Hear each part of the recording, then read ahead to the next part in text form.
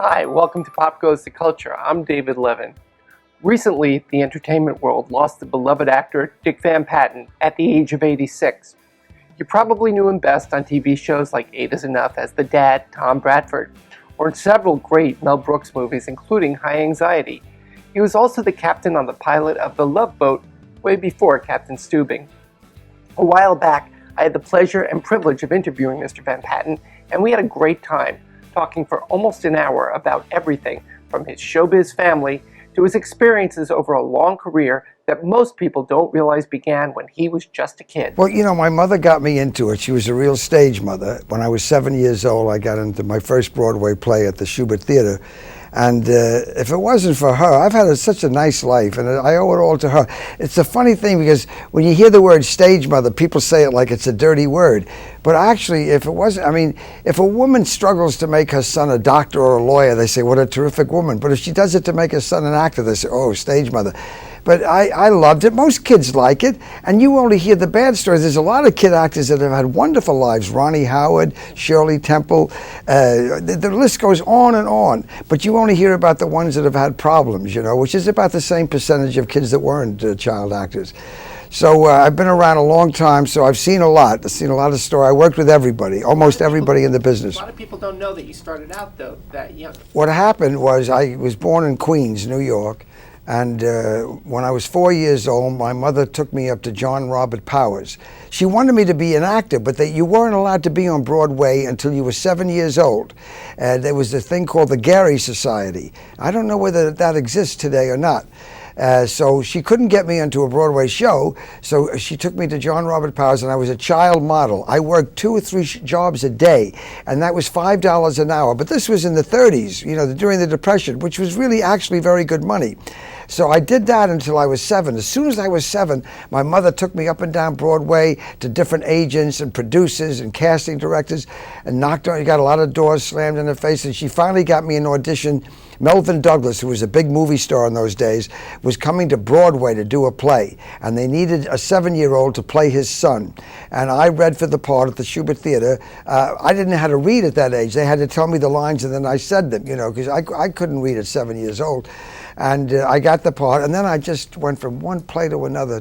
I just grew up as a child. I did 27 shows in a row on Broadway. What are some of the shows you did? Oh, big ones. The Skin of Our Teeth got the Pulitzer Prize. Mr. Roberts got the Pulitzer Prize. I worked with Lunton Fontana and Oh Mistress Mine, which was a big. It ran for 4 years. 3 years. 2 years on Broadway, a year, and 2 years on the road. 4 years I was with that one show. And some great plays. The Skin of Our Teeth, did I mention that? Yes, I did. Kiss and Tell. I worked for every big director. George Abbott, Elia Kazan in his first play, Josh Logan in his first play on Borrowed Time. So it's a great background. It was wonderful. They didn't go anywhere, those two guys. Everybody I worked with became stars. It's amazing. I was in The Skin of Our Teeth. I was in the dressing room, sharing the dressing room with Montgomery Clift. He was nobody then. And then after The Skin of Our Teeth, he became a star. The list, Kirk Douglas had one line in Kiss and Tell with me. He became a star. All the men I worked with became superstars. Jack Lemmon, the list goes on and on. Jimmy Dean had no lines with me, and he became a big star. I bring people luck, I think. Me too. And Jack Lemmon I worked with, when he was just doing a small part with me on a TV show. Now, your first TV stuff then, I guess, was New York City. 1949. In 1948, they did a pilot for a radio show called I Remember Mama. And they said, TV came in, so they said, let's change it to a TV show. And it sold, and we went on the air. It was called Mama, starring Peggy Wood.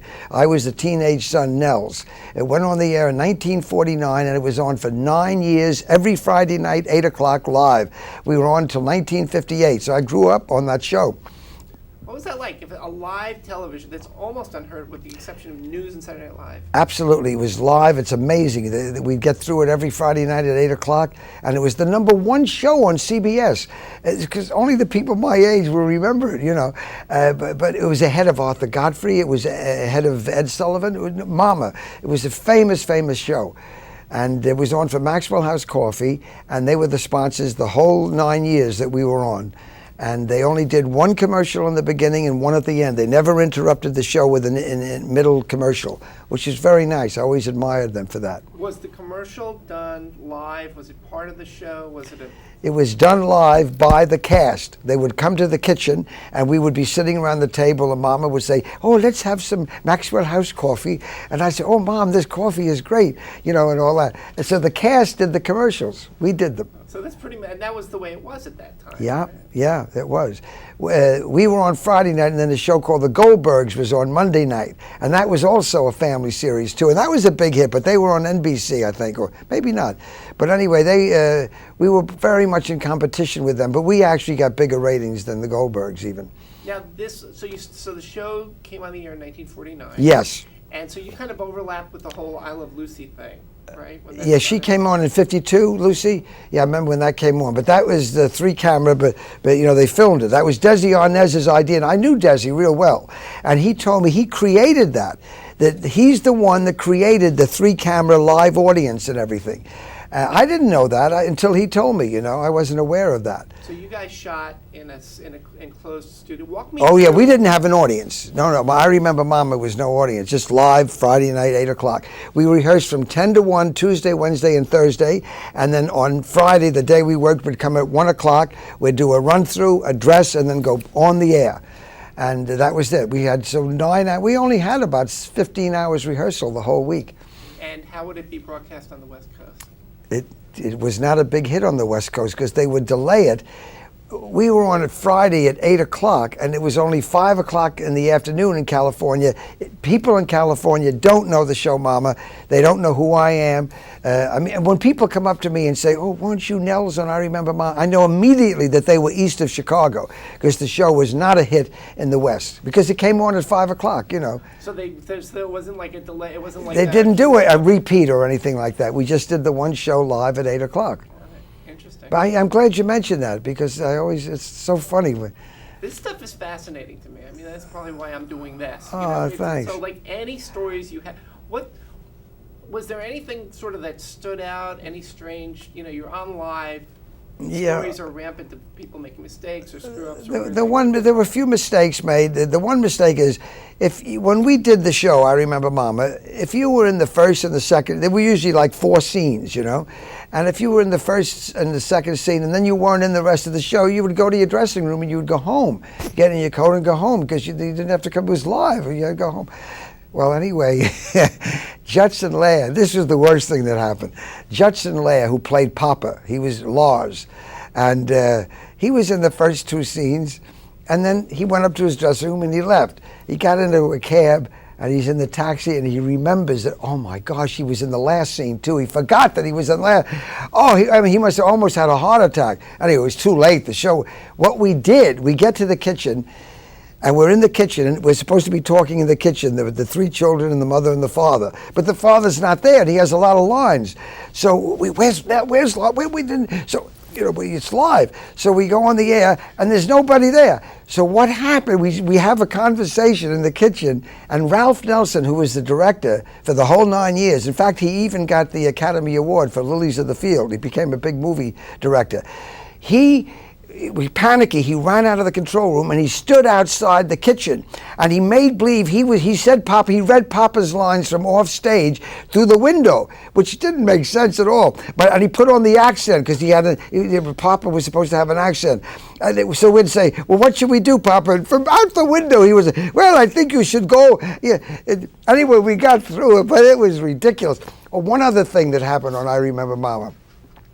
I had a scene with another kid, and Ben Cooper. He became a pretty big star too. Ben Cooper. And we were kid actors, and I had to say, "Go get that batch of leaflets." And so I said to him, "Go get the leaf of bachelors." And he looked at me funny. I said, "Go get the leaf of bachelors." And then I realized I said the wrong line. The show is over, and I felt terrible. And everybody said, "Don't worry, people won't even notice that you said leaf of bachelors instead of batch of leaflets." So they convinced me that nobody would know. I go to bed. I wake up in the morning, I put the radio on, and there was a very famous radio show called Dorothy and Dick. It was Dick Carlisle and Dorothy Kilgallen. And here they convinced me that nobody noticed the mistake. The first thing I hear on the radio is Dorothy Kilgallen. Did you watch I Remember Mama last night? Did you hear the boys say leaf of bachelets instead of batch of leaflets? Oh, gee, Dorothy Kilgallen, the whole country knew what I said. Anyway, there weren't that many mistakes, though. We got along, but it's amazing, really. When I think of it now, I'd be more nervous doing it now, I think. That is so funny. You know what, I wanted to tell you one thing about I Remember Mama. I was the teenage son on Mama, and I had 3 friends that were on, you know, not every week, but every 3 weeks. And the 3 friends all became big movie stars. It was Paul Newman, Jimmy Dean, Paul Newman, and Jack Lemmon. They played my 3 friends on the show. Isn't that amazing that the 3 of them should become big superstars like that? Well, you did too, then. Well, not at their level, not at that plateau, but it is amazing that all 3 of them did become big stars, and they all were my friends on 8 Is Enough. On I Remember Mama. I mean, you're best known for 8 Is Enough. Yeah, oh, definitely. I owe 8 Is Enough. You know, I hate it when these stars don't want to be associated with the show that made them a star. You see that too. You know, I do other things too, but I mean, I owe it. Up until, I worked all those years, but up until 8 Is Enough, people didn't know my name. I was regular. Sometimes they'd notice me on the street or something, but they didn't know who I was. But 8 Is Enough really made my name recognizable. So I owe it a lot, and it was a wonderful show. It almost didn't get on the air. I don't know whether you know this or not. In fact, the public would be interested in this. We did the pilot, and it went on the air. We were going to do the show went on the air. We did the pilot in '76, and we went on the air in '77. And the girl that played my wife was a beautiful young actress, 39 years old, named Diana Hyland. And we did the first 3 shows, and then all of a sudden, she said she couldn't continue anymore, that she had cancer. And so, you know, we were, and then she went to the hospital.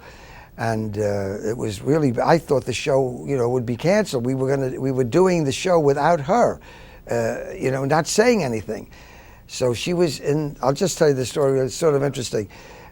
She was in the hospital, and I said to Pat, my wife, I said, let's go see. No, she wasn't in the hospital. She was home now. They sent her home from the hospital because they knew it was terminal. There was nothing they could do. And I was in the neighborhood with my wife. I said, let's go and see Diana. And so we knock on the door, and John Travolta opens the door. She was engaged to be married to John Travolta. A lot of people don't know this. And he opened the door, and he said, it's very bad. Come on in. I'm here alone with the nurse. And he said, she only has a few hours to live.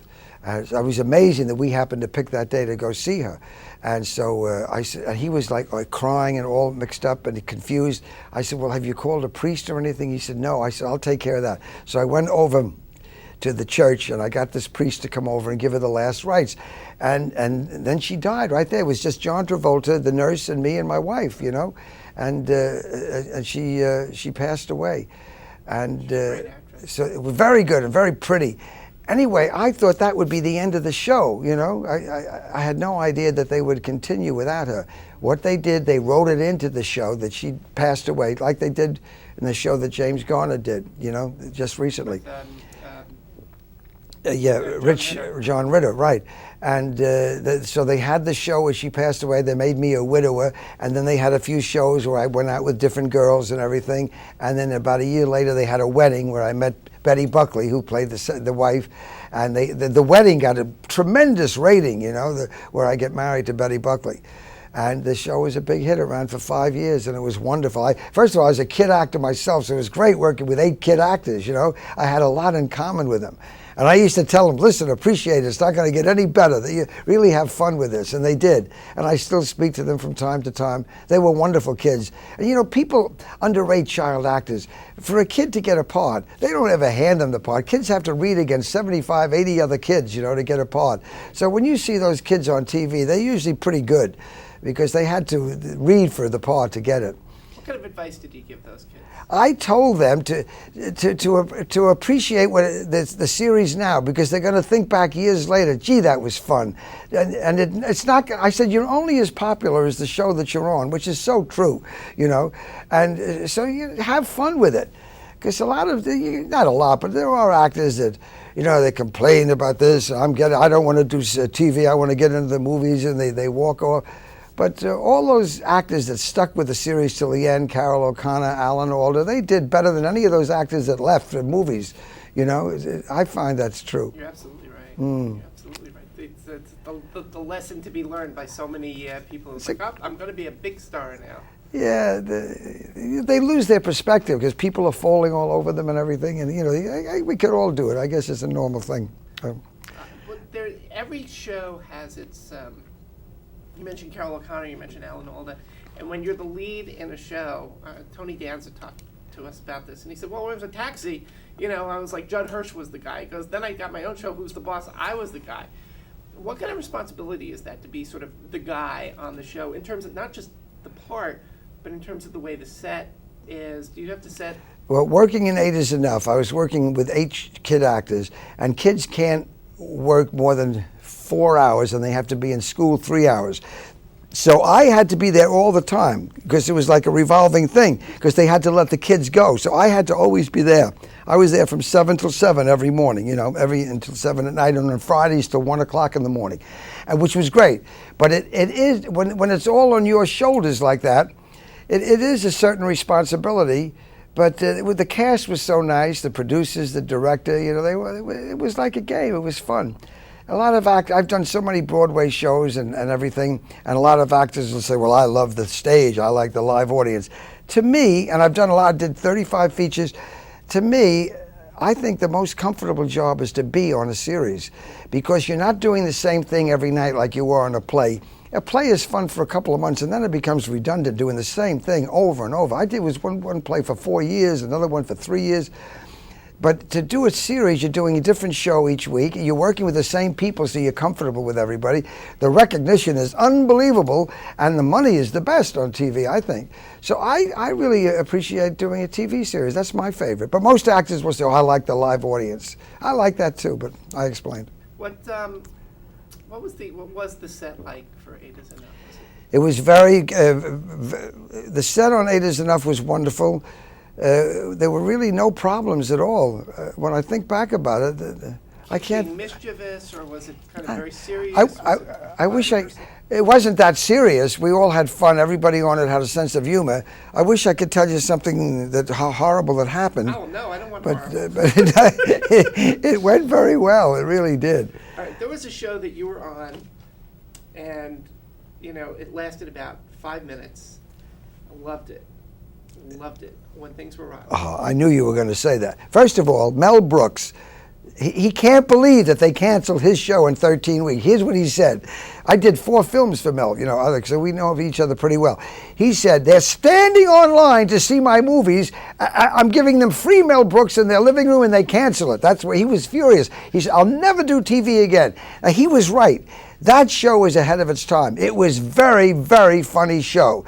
Dick Gautier played Robin Hood, and it was really funny. We only did 13 shows, and it was canceled. The funny thing is, when I got When Things Were Rotten, Mel Brooks, this was at the height of Mel Brooks' career.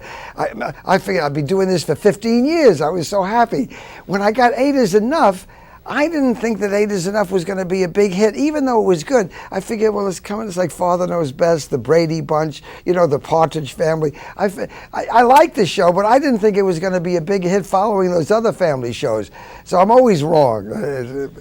I'm glad you mentioned it. Oh, also, Mel Brooks thinks that they overlooked When Things Were Rotten. He can't believe that they canceled that show. You tell him for me. I will. There's a group of people out there who loved that show. All right. Before VCRs, I had to stay home to watch it. Good. I will tell him. I did 7 TV series. Let's go through them one by one. All right, I told you, I Remember Mama was the first one. Then the second one, I came out to California, and I met Don Adams' brother, his brother. We did a show together, and he said, my brother's on Get Smart. And I said, you're Don Adams' brother, because he had a different name. He said, yeah. So he said, when you come to California, I'll introduce you to him, because I was in New York. I only got out here by a fluke. I'll tell you that later. But when I got out here, I met his brother, Don Adams, and he said, I'm doing it. Get Smart was just canceled.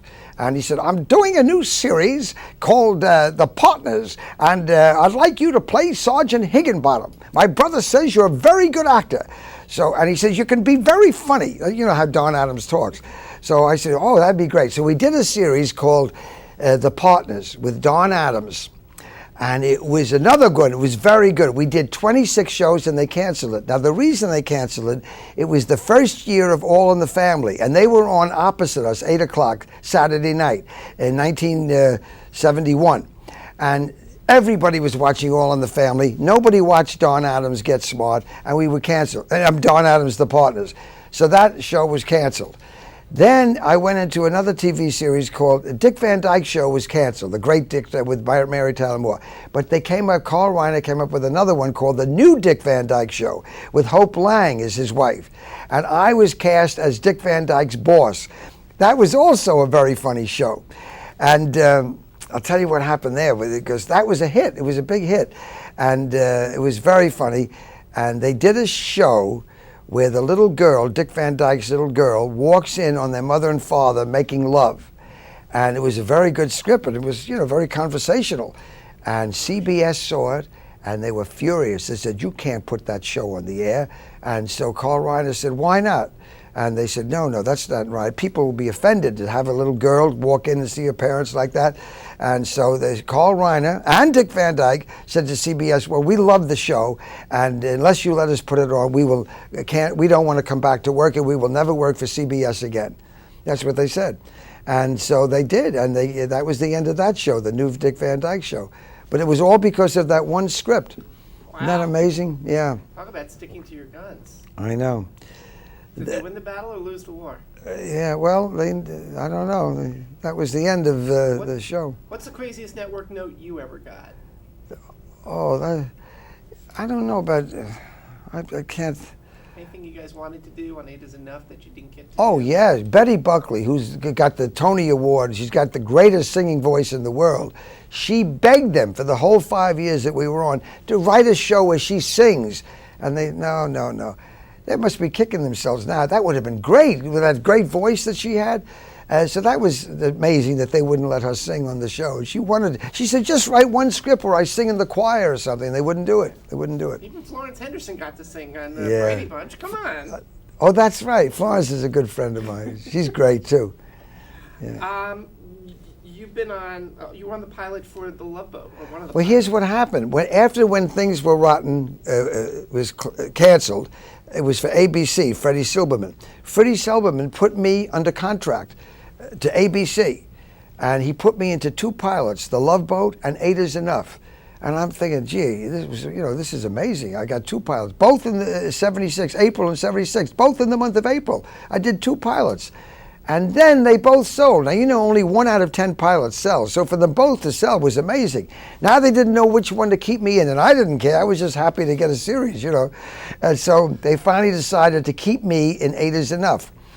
And lots of times when they rerun the Love Boat shows, you'll see they show the pilot, and you'll see me playing the part in the pilot. But so that was amazing. Now the Love Boat ran 9 years. We only ran 5. But I still like the 8 is Enough even better than the Love. I think it was a more prestigious show. But you guested on the Love Boat. All 9 years. Every year they would have me as the guest shot on it. Wow, different people each time? Yeah. Mm-hmm. Yeah. Mm-hmm. When in '81, when 8 is Enough was canceled, how did you hear about that? Well, I did another series. I'll go right back to that. After 8 is Enough, called WIOU, and it was canceled after 17 shows. And the producer of the show, Mary Tyler Moore's ex-husband, Grant Tinker, called me up that night. He said, Dick, I'm sorry. I just wanted to be the one to tell you they've canceled the show, but I just wanted to tell you thank you, which was very nice of him, because that didn't happen on 8 is Enough. I read it in the papers that it was canceled. So I was so amazed, when Grant Tinker called me, because I figured that I wouldn't hear. But 8 is Enough, they never told us. And I read it in the paper that it was canceled, but that they were going to do maybe some reunions. So maybe that's why they didn't call us to tell us. And they did do 2 reunions. We did 2 of them. The first one got great ratings. The second one, the ratings weren't that good, so that I don't think they ever wanted to do another one.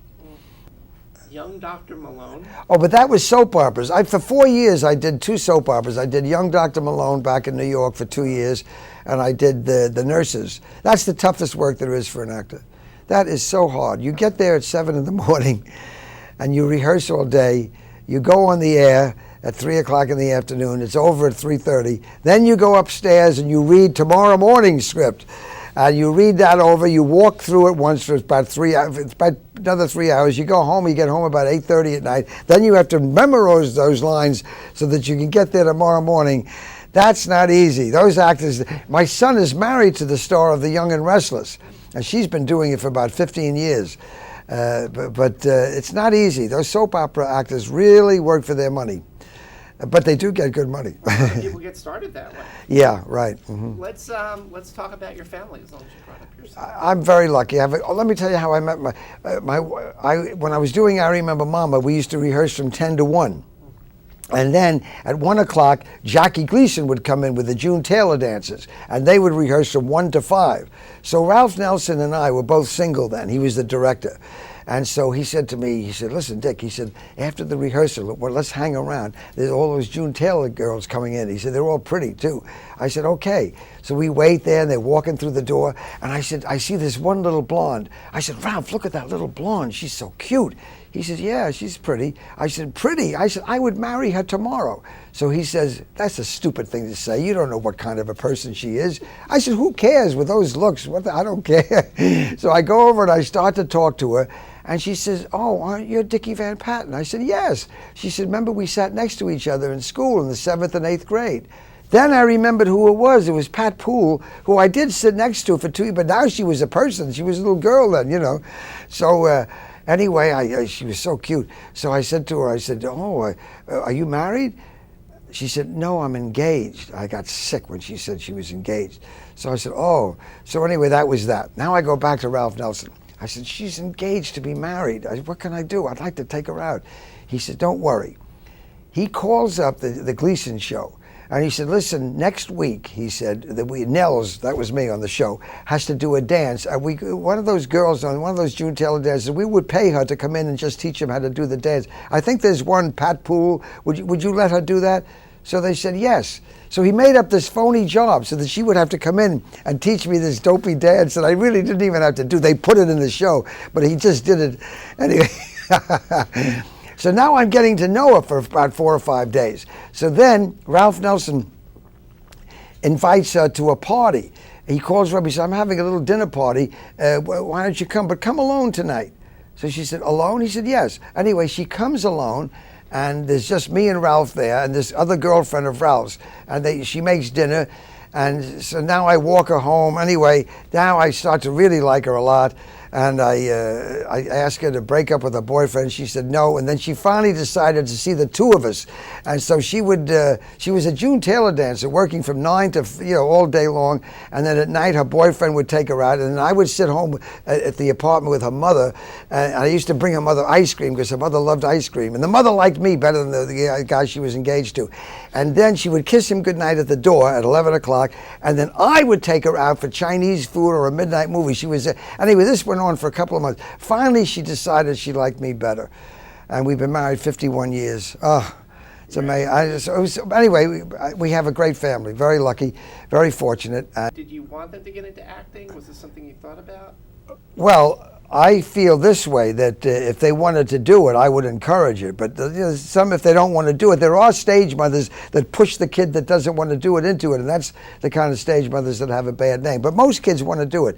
If they had wanted to do it, and my 2 younger sons did want to do it, and they both became child actors, Jimmy Van Patten, he started at 12, and Vincent started at 9, and he was on every TV show there was. He was really very popular. And then he gave it all up to play tennis, and he became one of the top tennis players in the world. He beat McEnroe twice, he beat Bjorn Borg. He was number 20 in the world. And so that was amazing. I mean, people can't believe what he did with no lessons or anything. Must be such a disappointment to you. And now he's doing that show, the World Poker Tour, on the Travel Channel. Amazing. And then your sister? And my sister Joyce was a child actor. She started at 7 too. She starts work next month here at the Amundsen Theater. She's doing Dead End. It's an all-star cast. And she did the last 4 Neil Simon plays on Broadway. She's never been out of work, and she's a wonderful actress. She's my favorite. Joyce Van Patten is a terrific actress. Well, I remember seeing her. She was on a lot of shows. She did a bunch of series back in She did 2 series, The Good Guys with Bob Denver and Herb Edelman, and another series, and she's always worked, and she's very good. I have great respect for her. But anyway, I'm going to see her in Dead End, you know. Right. Yeah. That'd be great. Any other actors in the family? Well, then I have a half-brother, Timmy Van Patten, who directs The Sopranos, every other Sopranos.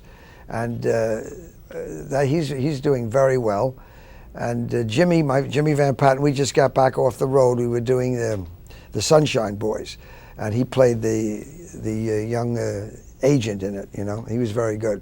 And my other son, Nels, didn't want to act, and he teaches tennis, and he does very well. He's 7-8 hours a day out there. He works very hard, but he's not lazy. It's amazing. I see him. He gets out there at 7 in the morning, and he's through around 6 at night. And he's really very good. He coaches some pretty good players too. Some of the things that we're doing. You've been on a bunch of other shows, and I have a laundry list here, and if if something occurs to you, right, a funny story or something you want to talk about, that's great. If nothing, it's like, okay, I had a good time, and we'll move on from there. Okay. Well, most recently, Arrested Development. I did that show about 2 months ago. I missed it when it came on. They didn't tell me when it was on, but I heard that it was very good, and I liked the show. And then I heard it was going to be canceled, but then now it's going to come on again. I'm glad. I thought it was very good. I really did.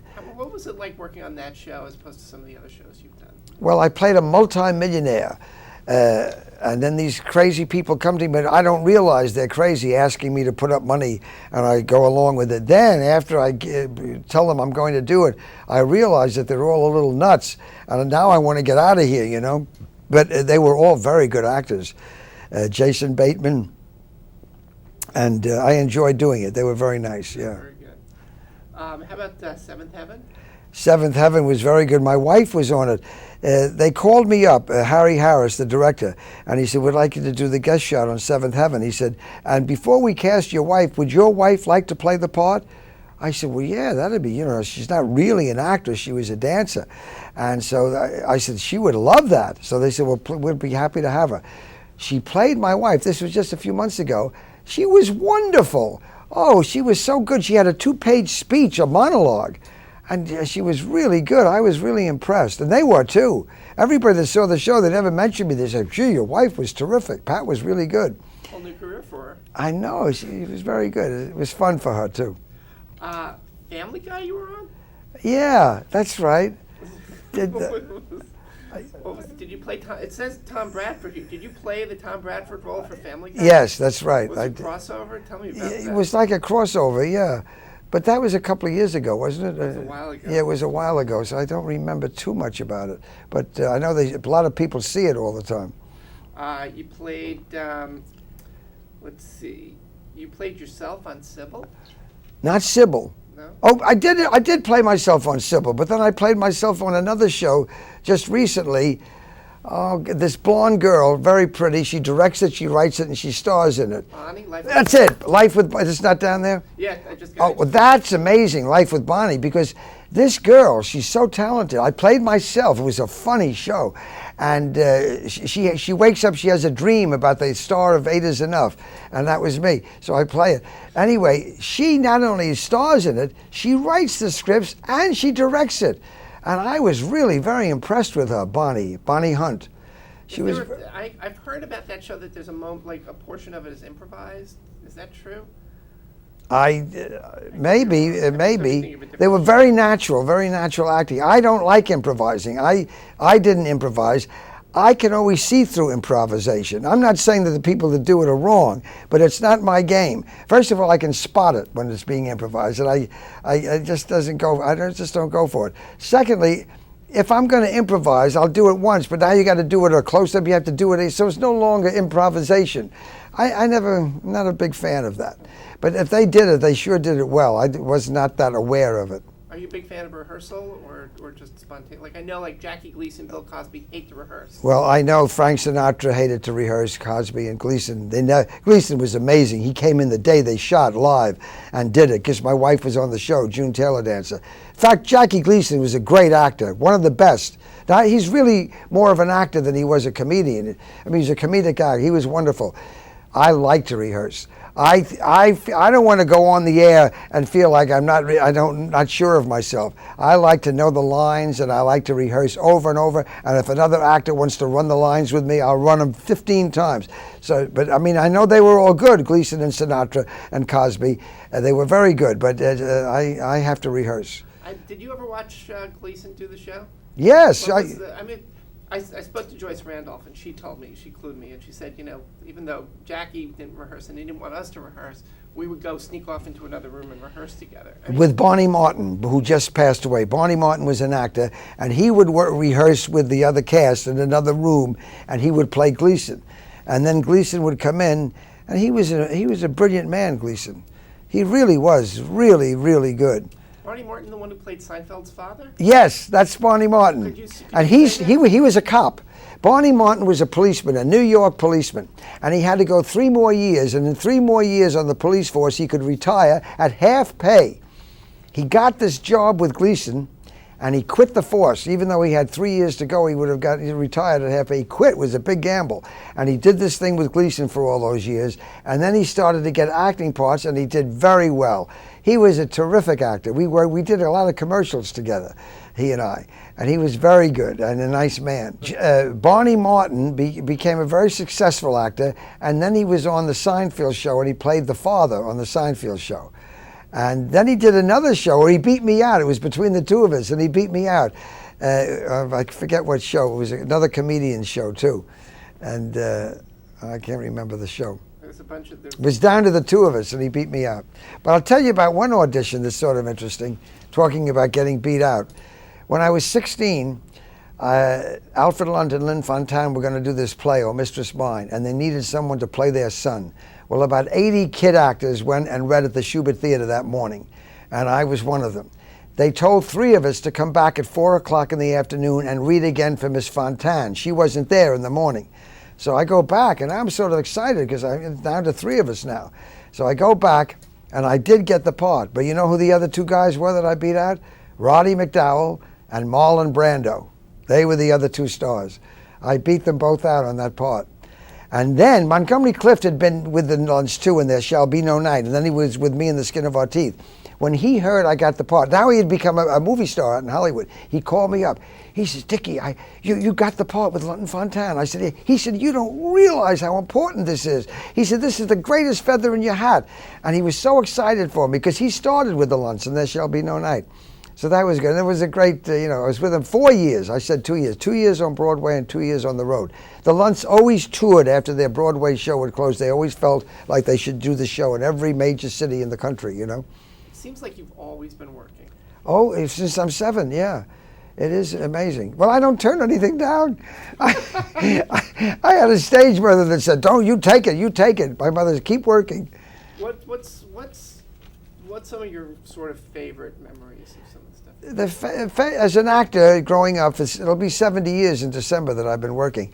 I would say the highlights that I've enjoyed the most. I owe the most to 8 Is Enough. I owe them a lot. I think the most fun part I ever played was doing Pulver in Mr. Roberts opposite Henry Fonda for the last year and a half on Broadway. That was a fun part. Every time you open your mouth, the audience howls. And then you have the curtain line, too, when he reads the letter aloud saying, Mr. Roberts is dead.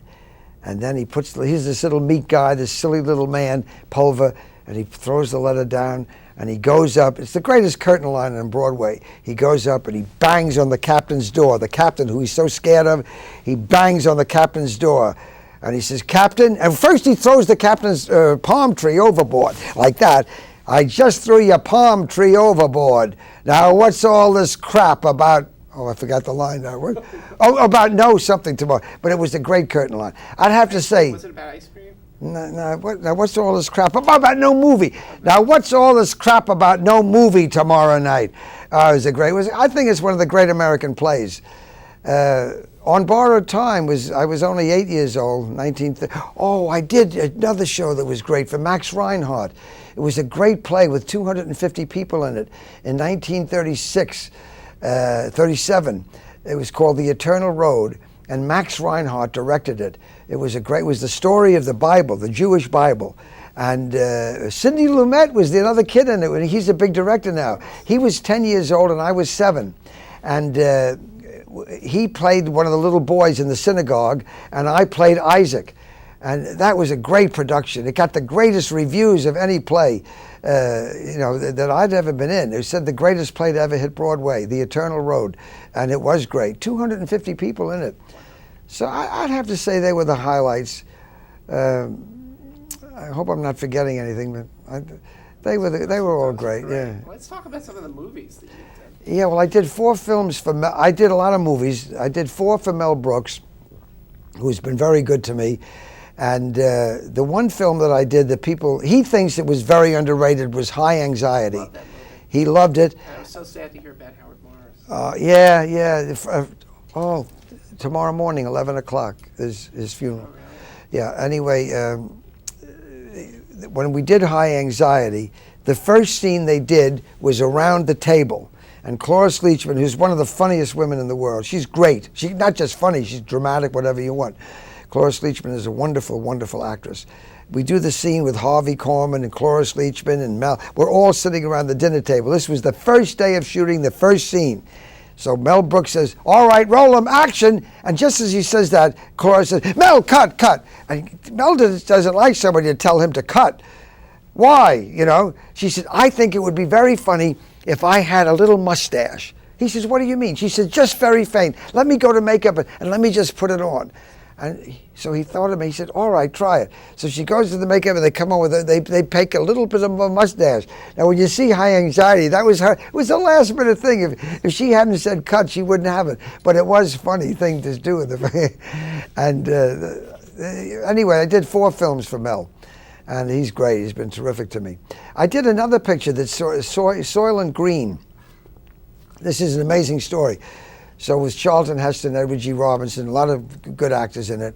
And when I go to shoot this one scene, I have to take Edward G. Robinson to his death. I have to say, "Come with me, Mr. Wilson." And I forget, that might have been his name. "Come with me, Mr. Wilson." And I take him to his death, and he dies. It was his last scene in the show.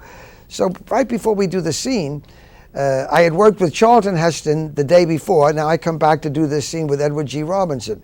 So he calls me over. He's sitting in a chair like this. And he says, and I went, "Oh, yes, Mr. I was so excited to work with Edward G. Robinson." He says, "I hear you worked with the Luntz."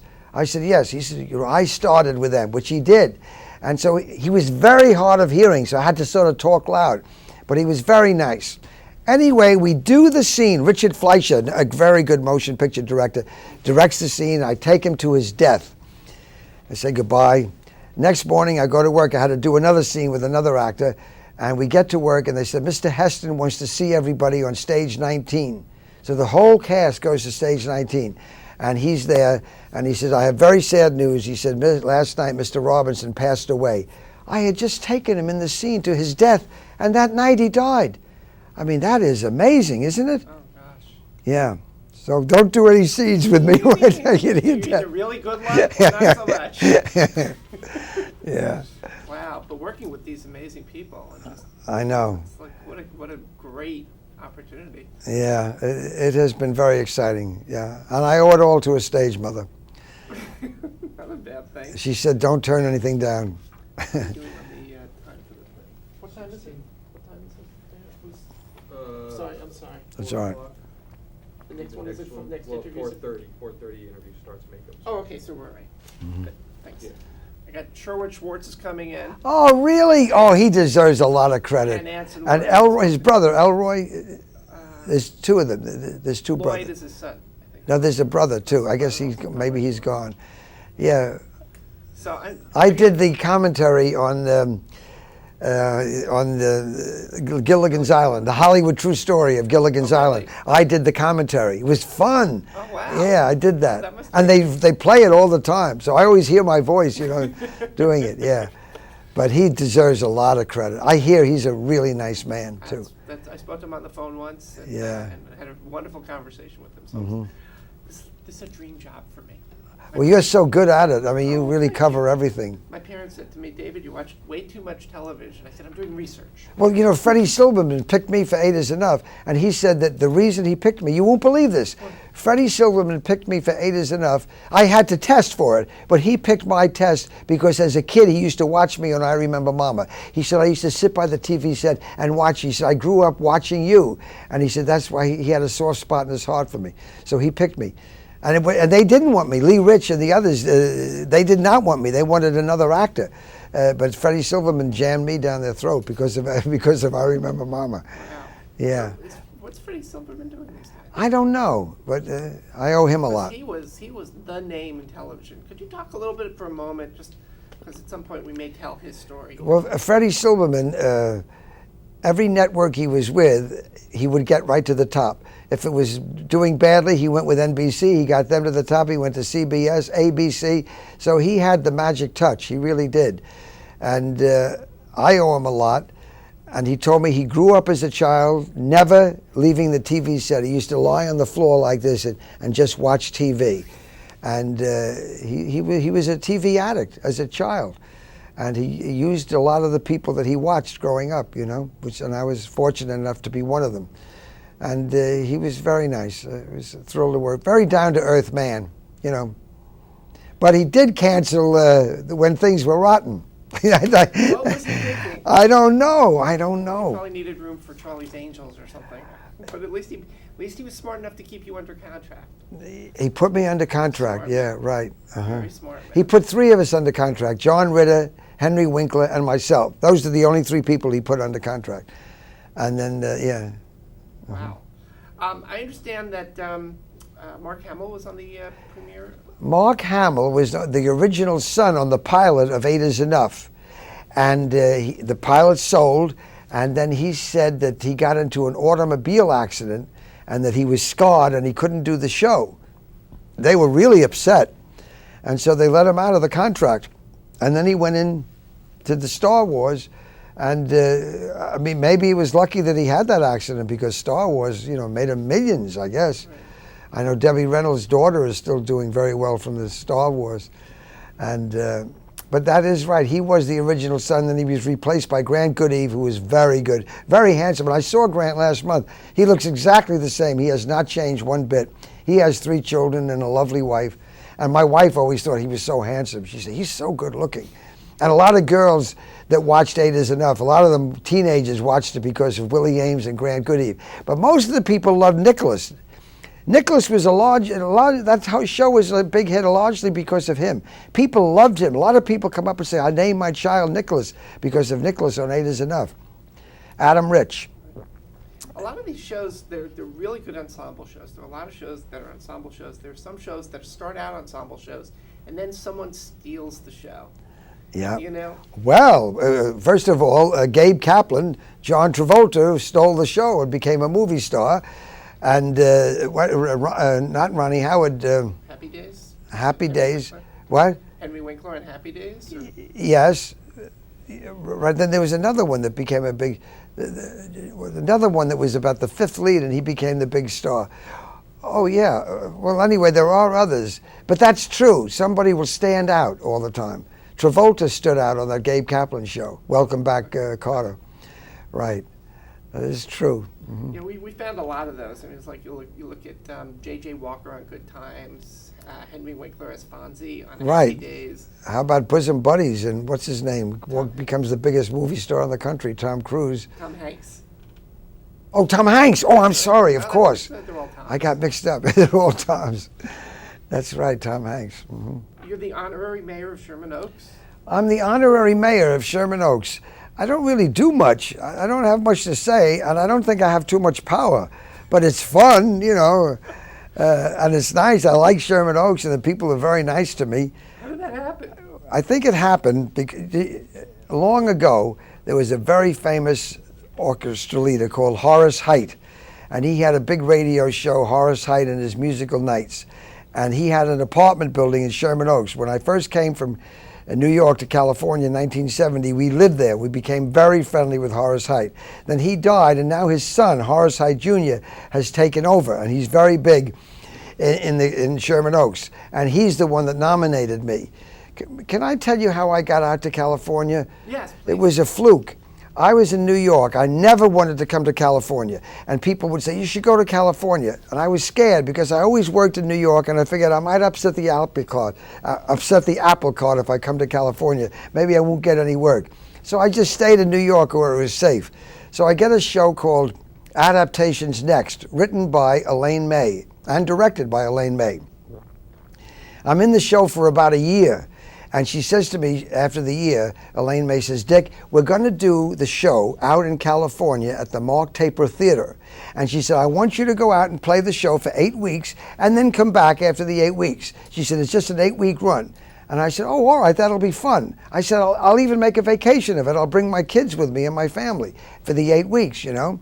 So I come out here to do the show for 8 weeks, figuring I'm going to go back, you know, to continue the show after the 8 weeks. I open in the show, I get very good reviews, and a man comes backstage and he said, Shirley Booth saw you. His name was David Swift. He was a big producer in TV.